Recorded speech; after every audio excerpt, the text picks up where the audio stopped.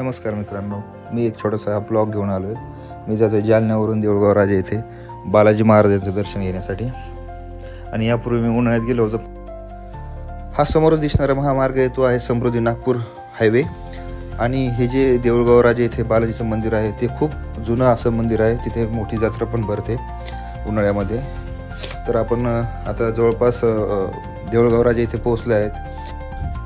इथं थोडं थांबून आपण कॉफी घेणार आहे। कॉफी घेतल्याच्या नंतर आपण थेट समोर बालाजी मंदिर दर्शनाकडे जाणार आहोत। आणि हे एक प्रवेशद्वार आहे जे की मंदिर परिसरातच आहे आणि एक मेन रस्त्यावरती आहे। तिथून आपण सरळ मंदिरामध्ये जाऊन देवाचं दर्शन घेतलेलं आहे। देवाचे दर्शन घेतल्याच्या नंतर देवाच्या मंदिराच्या समोरच आपल्याला एक प्रसादालय दिसतं। तिथे आपल्याला जेवणाची आणि प्रसादाची चांगल्या प्रकारची सोय झालेली आहे। तुम्ही पण नक्की या आणि बालाजी महाराजांचं दर्शन घ्या, प्रसाद घ्या।